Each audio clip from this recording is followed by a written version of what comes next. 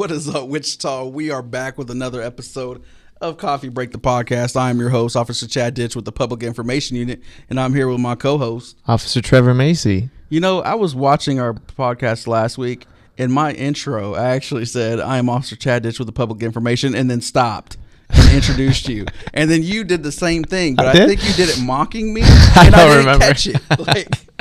I was like, oh, because sometimes I like make sure the intro's good and stuff, and then piece it all together. Not piece it all together, but then put it on YouTube. But yeah, man. I don't watch the podcast. I know you don't. I know. But it's like reading the comments on Facebook. Like you don't. You got to do that. No, yes. I don't do that. One day we need to read like mean tweets. I think that would be funny. I don't think any of the tweets that we get tweeted at us are appropriate for our podcast listeners. We may have to come up with a. So there's a lot of people that we just might have to like come up with like a funny word to say replace some bad things. Right. So first off, I'm dressed up nice today. Me too. Well, you're always dressed up nice. Well, thank you. I tend to like to dress down so I could feel, I guess, not comfortable, but just wanted to put a different thing out there. But anyway, there's too much going on today, man. I didn't feel like changing into a shirt and stuff. I know how you feel. I know, man. I know how you feel. But we are recording Monday after the weekend. Is this our first December podcast? It is, bro, because today's December 5th. Yeah. Happy December. Happy December, man.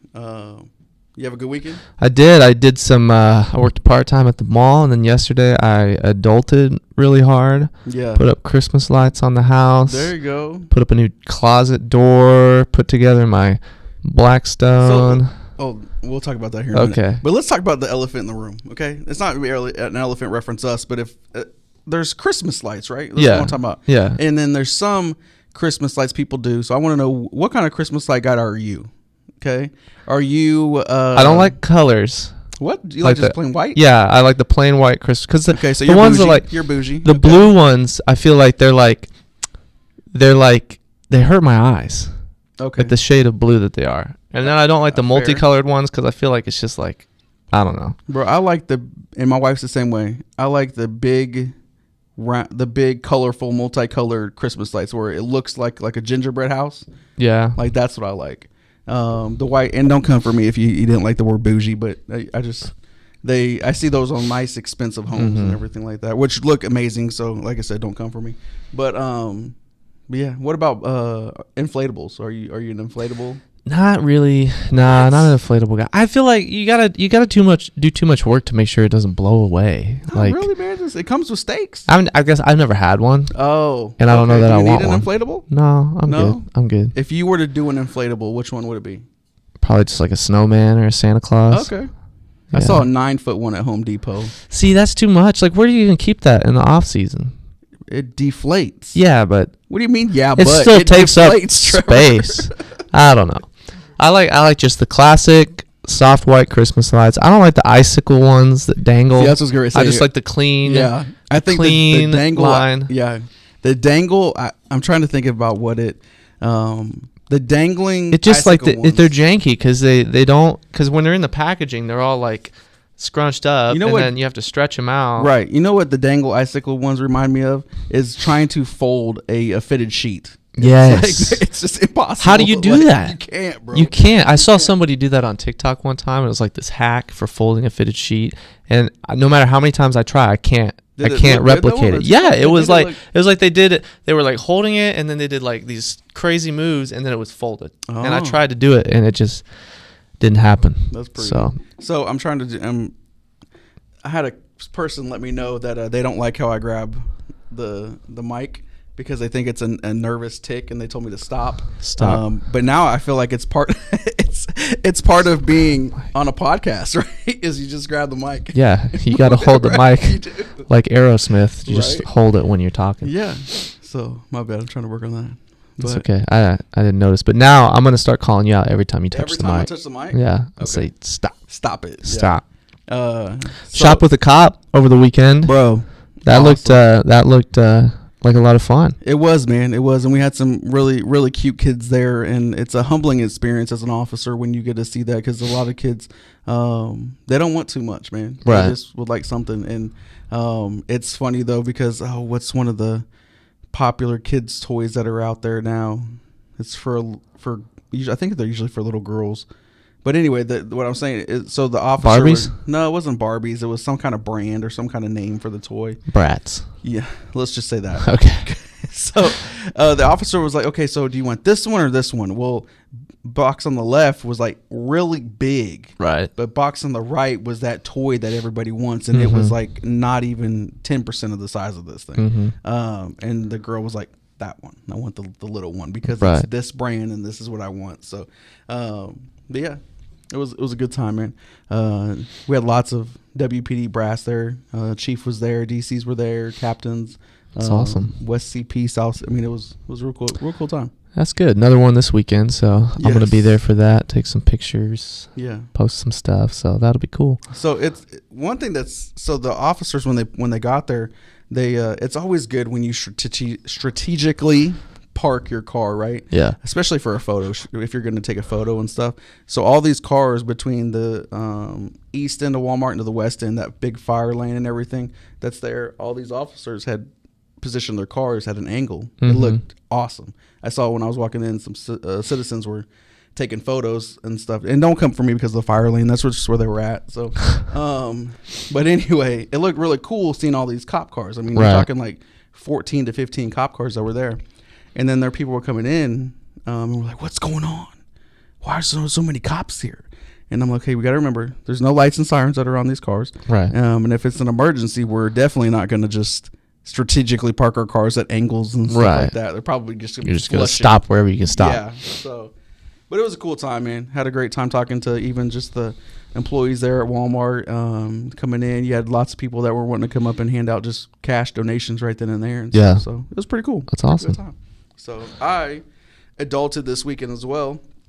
I found this cool invention. Whoever invented this, male or female, you deserve every day to come home to your favorite meal, your favorite drink, and free massages for life. Because I found that good, bro. It's called like the non-ladder Christmas light thing. It's this big long stick, and then you connect the white plastic piece to the top of the stick.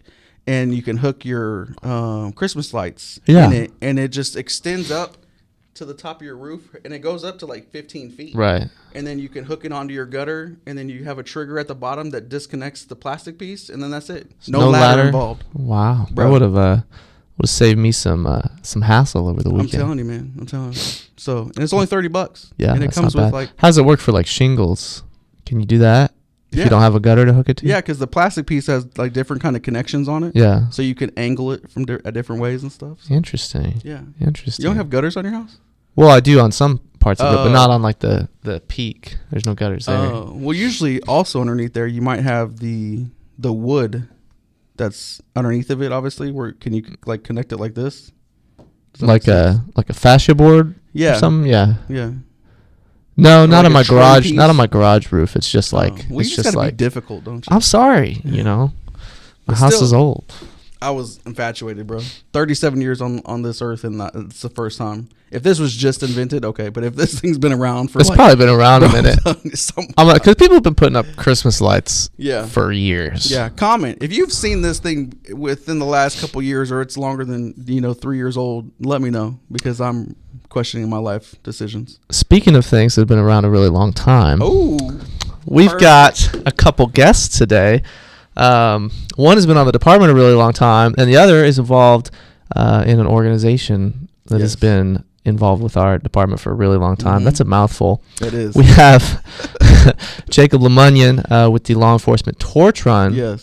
And Officer Bachman. Bob WPD. Bachman. Bob Bachman, Dirty the OG Harry. himself, in the building to talk about the Law Enforcement Torch Run. Yeah. So I think they're here. Yes. We can go ahead and you want to get a refill? Yes, please. And get them on. All right.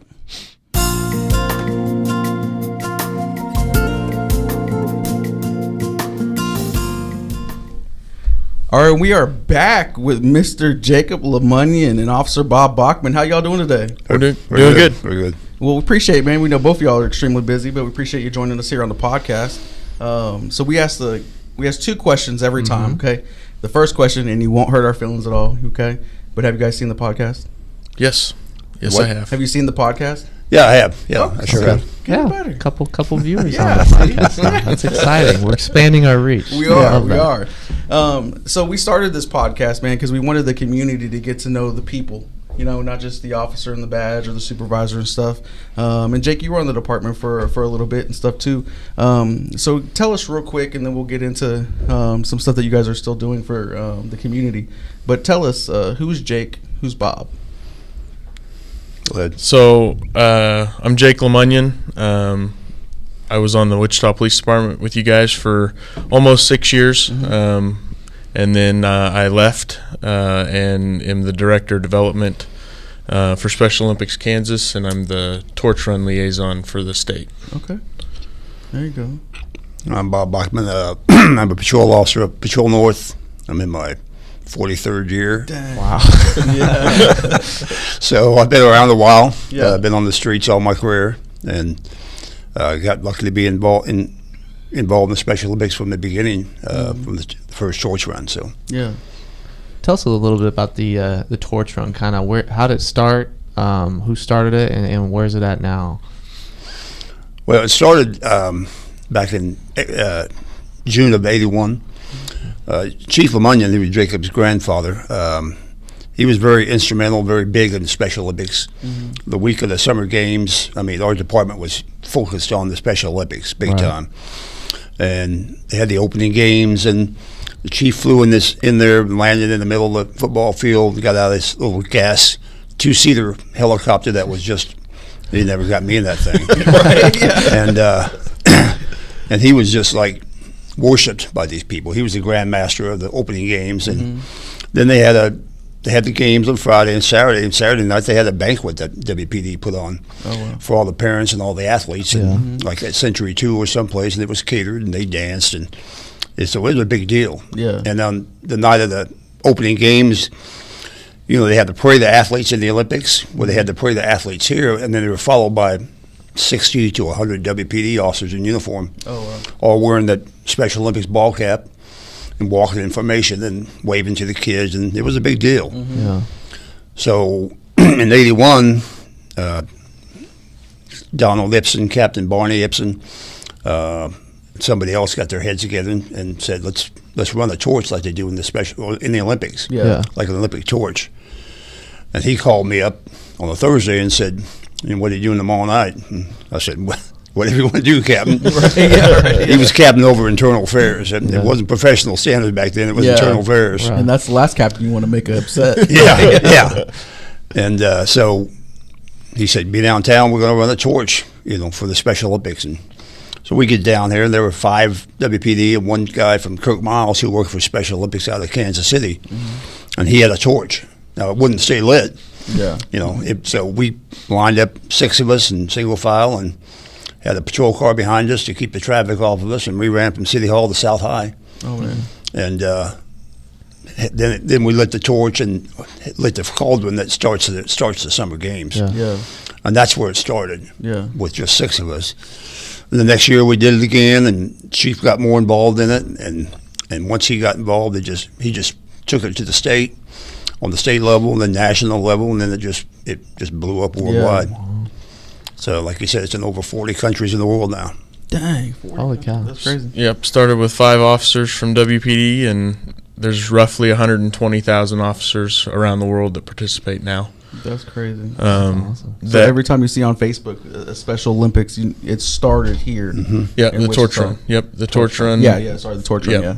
Raising the money, that law enforcement relationship with Special Olympics. Yeah. It started right here in Wichita. That's so cool, man. Yep. It's so cool to have that stamped as part of our history and stuff. So the Kansas runners are the only ones that it says on the back of our shirts, first to carry the torch. Yeah. And we're the only state in the country in the world where we can say that. Yeah. It's a big deal.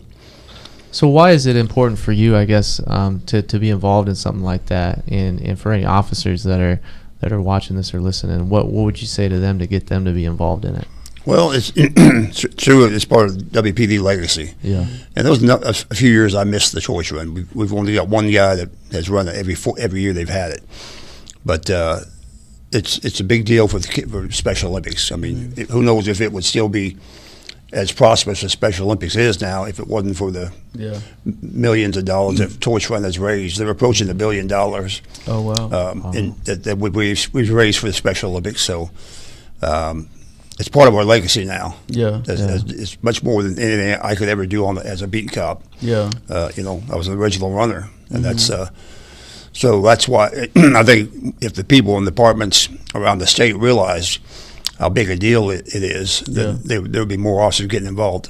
And then you, Bob, and maybe I can't remember if it was you too, but you guys just got an award, right, recently?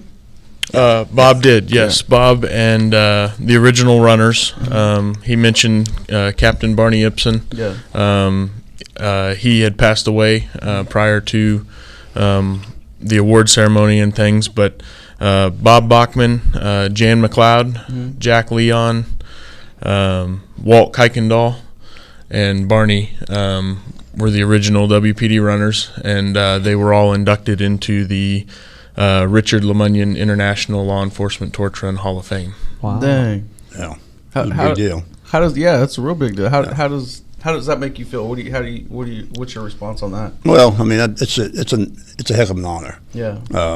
The people that get the award are people that devote their whole careers to the development of Special Olympics. These other agencies and people from around the world, they get inducted into the Hall of Fame. They're thrilled. Yeah, and that's a big deal. This conference we were at had 1,000 attendees, and like I said, they treated us like we're heroes or something. But I was just in the right spot at the right time. But it's a very honored to get that award from the organization. I think that says a lot about you too, Bob. Is that you're a very humble person, right? To be on this department for 43 years.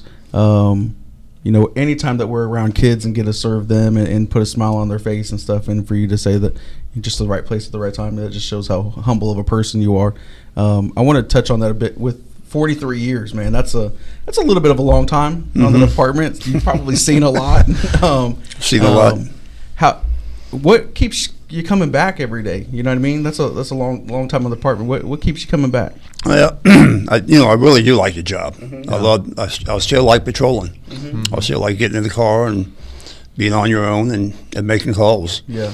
Some of the calls have gotten a lot different in this day and age. Yeah.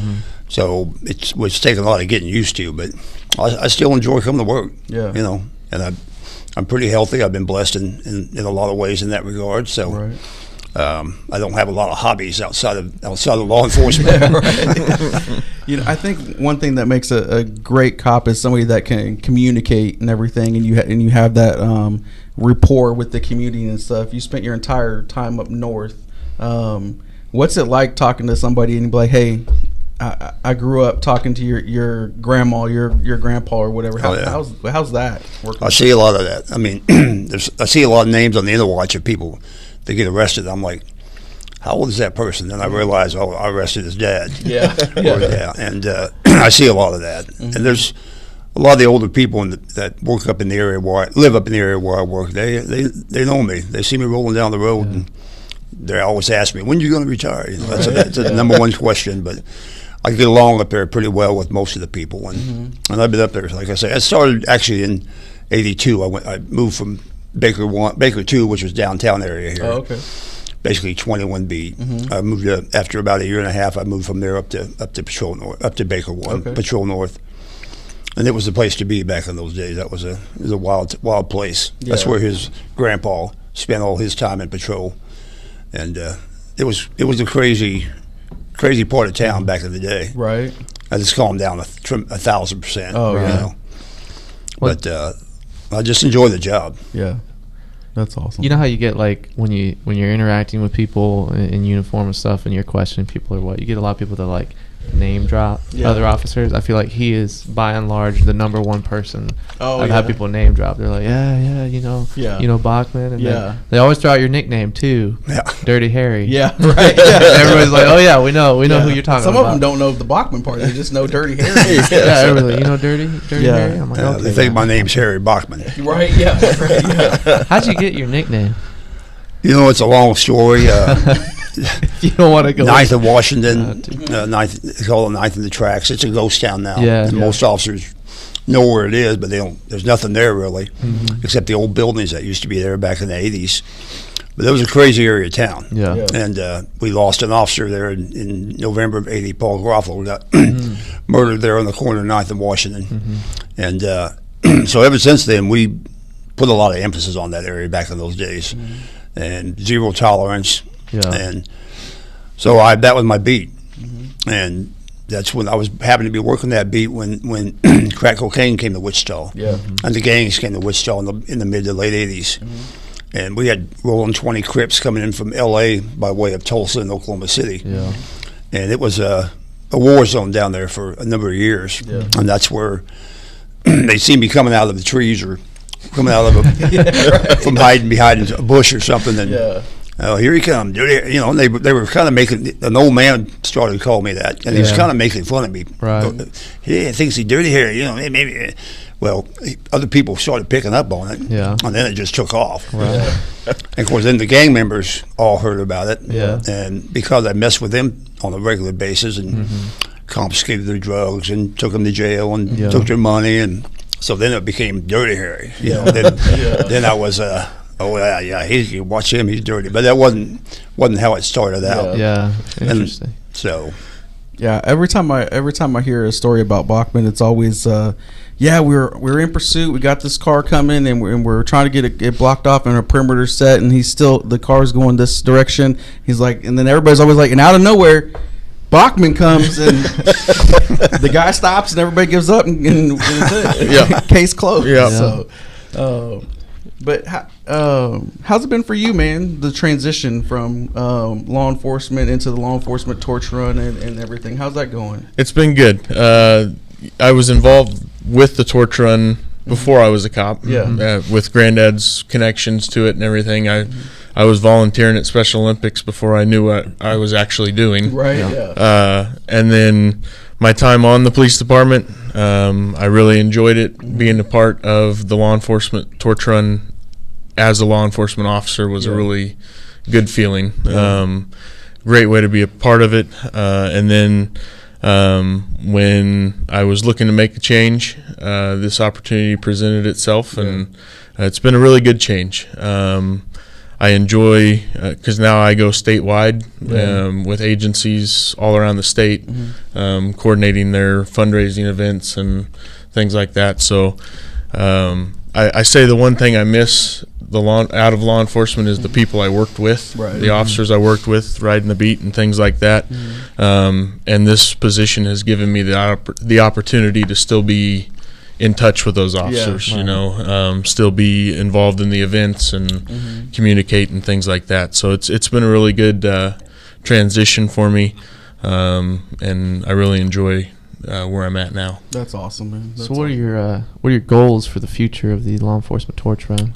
Trying to continue to grow where Kansas is at. Like Bob mentioned earlier, Kansas, Wichita, Kansas, is the only agency, only state that can claim they were the first to carry the torch. I know Kansas isn't the biggest state out there. We don't have the most law enforcement officers as some other states, but I feel that we can continue to grow Kansas participation-wise, fundraising-wise, awareness-wise, because a lot of it is to raise money, but it's just as important to raise the awareness for the athletes. The officers going out, people laugh because we jump in cold lakes in the middle of January and February, but it catches people's attention, and they, like I said, whether they donate or that's just a way of gaining that awareness is something that's really important. So I'd like to see Kansas participation and things like that continue to grow. Some goals. I think Kansas, even in the COVID year, hit 500,000 raised. So I'd like to continue to grow that, and hopefully we can eventually get up to the 750 range. Maybe even go for $1 million. Let's go for it. Do it. Why not? Just a couple years down the road. And one thing.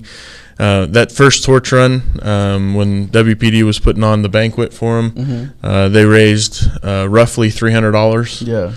And like you mentioned earlier, worldwide now, they have surpassed $960 million Wow. worldwide for Special Olympics. Yeah, and so the goal is hopefully by December of 2023, worldwide, the movement will have raised $1 billion for the Special Olympics. Is there a specific time during the year where like a banquet would be probably better to have?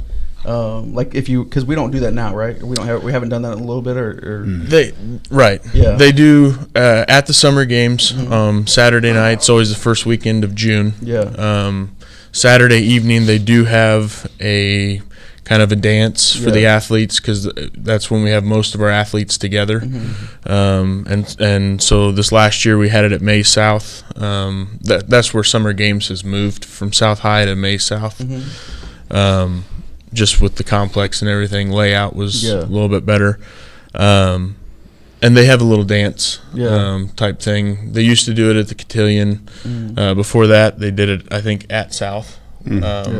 But then last year, we did an outdoor one on the turf. We had a pizza party and a luau theme for them. But it, like I said, it kind of coordinates around the summer games and that kind of thing. Yeah, I've been to some banquets, man. Like I've done security at some, and some people, like, for one, there was a prize where you could get a ride in the fire department truck, like take your kid to school in a fire department truck. Nice. And somebody bid $500 for that. And I was like, and there were some other packages that got like tens of thousands of dollars and stuff. Yeah.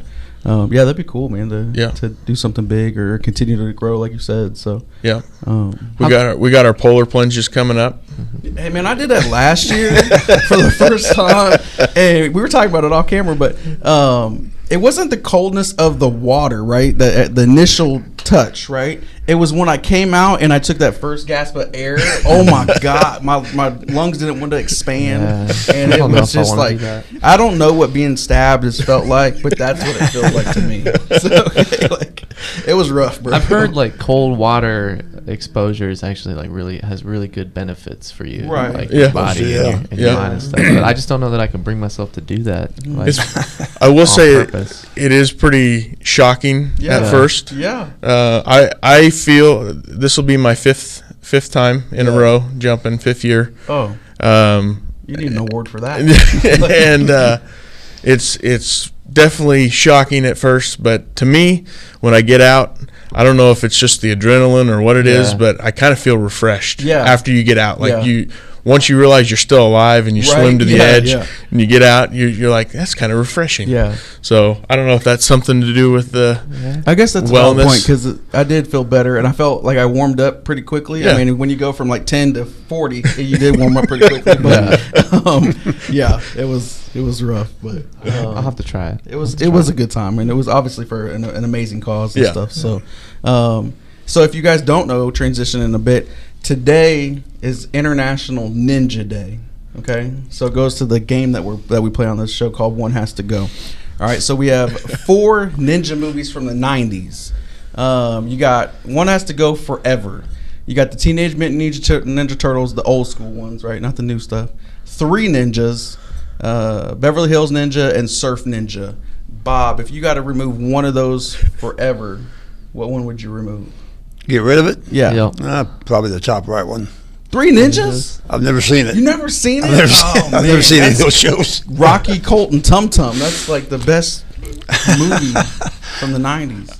I'd probably have to go with the 3 Ninjas as well. Oh my gosh. My main reason there is I like the Teenage Mutant Ninja Turtles growing up, so I can't really get rid of that one. Classic. And Chris Farley's in one of. I can't get rid of Chris Farley. Beverly Hills Ninja. So I mean, Farley. I gotta get rid of 3 Ninjas. See, I'm getting rid of Surf Ninja. No, man, no.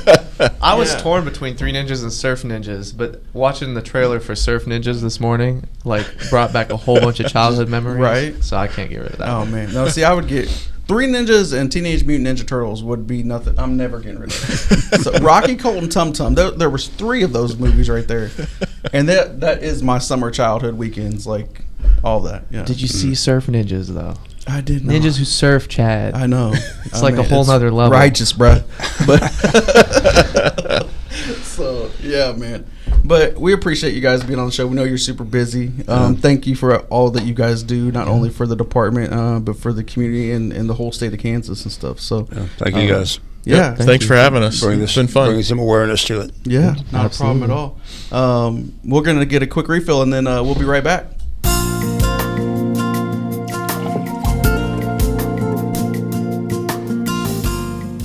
Bro, 43 years.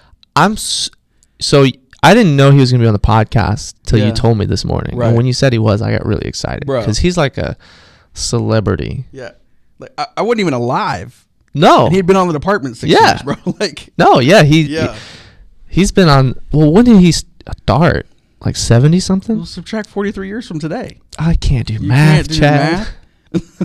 Don't put me on the spot like that. I think 79, right? Because 80 would be 42. So 79. He legit was on the department when my parents were both like young and coming up in Wichita. Is he your dad? No. I know my dad. Okay, that's good. At least I think I know my dad. Right. But yeah, that's wild. Yeah, and Jake too, man. His grandpa was chief. The longest serving chief. Yes. In WPD history. Yeah, man. So that's awesome, pretty cool. Man. He was with the department for 6 years. So a lot of police legacy in the room this morning. Yeah, I got chills, bro. I'm telling you, man. That's one thing that is awesome when you think back and you think about WPD history and stuff, or just think about history in general. But for your career field and where you work at, to think about the legacy that's part of your name is attached to, that's got to be really cool for them. So. Yeah, and for our department to be such an integral part of the law enforcement torch run too, which is worldwide now. Bro, that's awesome. To start here, I mean that's something to be proud of. You can add that to the list of things Wichita has to be proud of. Good. Pizza Hut. Okay. Yeah. White Castle, even though they're not here anymore. So sad. Where'd you go, White Castle? Yeah, you forgot your day ones. The frozen aisle at Walmart. You've got Mentholatum. Okay. Was started here in Wichita. Yeah, tell that for the viewers that don't know what that is. Mentholatum, it's in the little green container. That what's in it's the like cigarette? Vicks Vapor Rub. Oh, okay. But Mentholatum was the OG of that. Oh. You rub it on your chest, you rub it on your nose when you got a cold. Started here in Wichita. You know, you put it on your feet, and then you put onions in your socks. Onions in your socks. Yeah. I did that for my kids the first time, like just a couple months back when they were sick. It takes out the toxins. Yeah. Somebody told me too that if you light a candle while you're cutting onions, it makes it so your eyes don't water. I've never heard that. Not true. Yeah. I tried that the other day. You know what makes your eyes water? Excuse me, in the onion? It's a chemical reaction.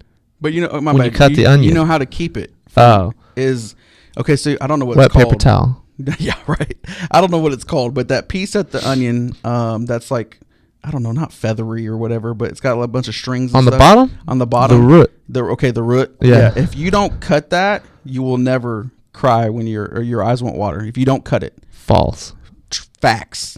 Okay, I've been doing I'm gonna try that I saw later. it on TikTok, and then I've been doing it since then, and I don't cry. I saw something on TikTok that the only reason the onions make you cry is because when you cut them, these chemicals react together that are in the onion, and it's still alive, and it's like a cry for help, and the onion's basically like pleading for its life. Really? So we're torturing it makes onions. I mean, I don't know if that's true or not, but yeah, made you think about it. A little off topic, but still talking about onions. Where do you keep your onions in your house? I've just got like a little container on the counter where I keep like garlic and onions and stuff. You keep them out. Yeah. You don't put them in the fridge and stuff like that? Nah, I don't think they need to be refrigerated. Just curious. Do you put yours in the fridge? Only after I cut them. Otherwise, yeah, we'll see. Yeah, if I cut them, but if they're not cut, I mean, they're sitting in the produce section at the store, right? In an open container that's not you do that refrigerated with your or condiments? anything. Oh, after I open the condiments, they go in the fridge. But before? Oh, in the pantry. In the pantry? Yeah, that's fine. Because they're not refrigerated at the store. Mm-hmm. And the only, like, I have a hard time picking which vegetables to put in the fridge, too, because some will last longer in the fridge. Some, it just kind of ruins them. Like what? On the spot. I don't have, like, specific examples. You just gave the okay. Well, like onions. Okay. But, like, you want to put, like, tomatoes in the fridge. Yeah. But then there's certain, like, fruits and stuff that you can put in, like, a jar of water in the fridge. Oh. And it lasts longer than if you just put it in the fridge itself. Really? Like, there's different methods to holding these things, I guess, for longer. But, yeah. That's crazy. That's crazy. Switching subjects briefly, but it's still about food because that's what we like to talk about on this podcast. I've been buying. I love chicken wings, and I love chicken wings during like football and stuff. Even though my Chiefs lost yesterday, I've been getting the chicken wings that are like the whole wing. Yeah. Right, and then I chop them up to the drum and the leg. Right. Bro, phenomenal. That's the only way I will ever buy chicken wings. How do you cook your chicken wings? Okay, so I have the Ninja Foodie that you could like flip up and get some more space. So I have that. So I will cook the wing. I will season it with more than just salt and pepper. I will season it, cook it for like 23 minutes, and then I pull it out, and then I make my sauce or a bunch of seasonings and concoctions. So yesterday, my family loves teriyaki. That's their favorite chicken wing. So they get that. But I love anything spicy with a little bit of ranch or something. So yesterday, bro, it was garlic parmesan from B-Dubs with some ranch, bunch of different seasonings, and then obviously you coat that with the wing and everything, right? And then I put Parmesan cheese and then Italian breadcrumbs on it. And then I put that back in the oven for 6 minutes just so I can That sounds good. Bro, it was fire. So I've been doing mine in the air fryer. Yeah. And they make the best wings I've ever had in my life. 400 degrees for 30 minutes. That's it. Flip them halfway. Season them with whatever you want. Best chicken wings in the world. You know the trick to the chicken wing also to give it that extra little crisp besides cooking it for longer? You got to pat it dry with a paper towel before you put it in the air fryer. That's true. Then I think if it's... Spray it with some oil too. Baking soda, baking powder. There's one difference. Baking powder. Sprinkle a little bit with baking powder and then put your seasoning and stuff. That gives it a little interesting crisp. Let's try that. So now I'm hungry. Bro, I'm telling you, it's about that time. So, you got any plans for this week? You got stuff coming up? Gotta get my car serviced. Yeah, me too.